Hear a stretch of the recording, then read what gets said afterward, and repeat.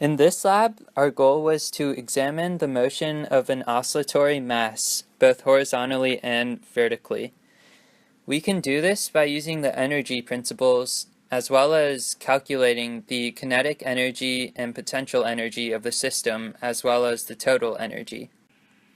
The variables given to us were mass, which was 0.402 kilograms, the force of gravity, which was 9.8 meters per second squared, the length of the string, which was 0.7 meters.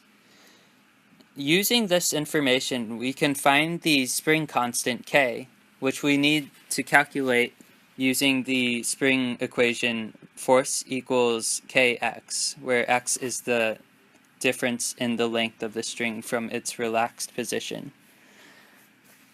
We can use the equation T equals 2 pi square root m over k, which is equal to the period, and rearranging this, we can get k equals 4 pi squared times mass divided by time squared, where k is the spring constant. We get that k equals 7.053 newtons per meter.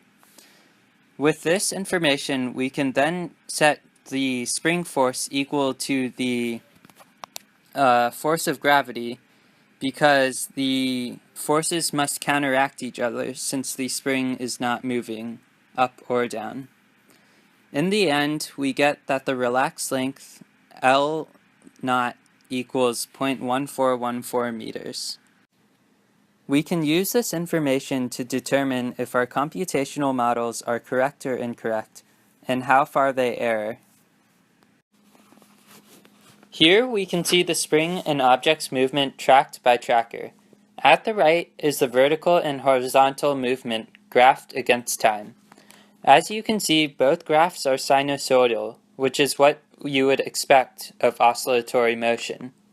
We get the origin of the axis at the top of the spring, because it allows us to calculate how far the object is moving vertically from a constant point. Comparing the two graphs, we should be able to determine both the horizontal and vertical period of the string, and compare it to what we calculated earlier. Next, we have our computational model of objects' movement created through Python code. You can see that the blue ball is oscillating, similar to in the tracker video. The green line graphs to the change in kinetic energy, while the red line graphs the change in potential energy. The blue line is the change in spring energy, while the yellow line is the change in total energy. As you can see, the yellow energy line stays at a constant zero. This makes sense because energy is always conserved. Here is the code used to create the model. We added all the variables given to us or calculated. We set the kinetic energy equal to 1/2 the mass times velocity squared, the potential energy to mass times force times the gravity times the length of the string, and the string energy to 1/2 the spring constant times the change in length of the string from its relaxed position squared.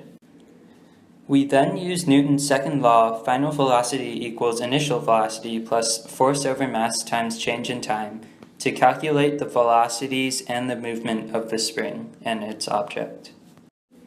For our what does it mean question, in our model, energy is conserved as we would expect, since the change in total energy was equal to 0. In order to compare the x-axis oscillation to the y-axis oscillation periods, I graphed the position over time. The x positions are graphed in blue while the y are in green. As you can see, the periods or distances before they start to repeat are very similar. However, the y period is slightly less than the x period, which can be attributed to the fact that the period will change slightly based on how far away from the x and y origin the object starts from. Since the y is closer to the x plane, its error will be less.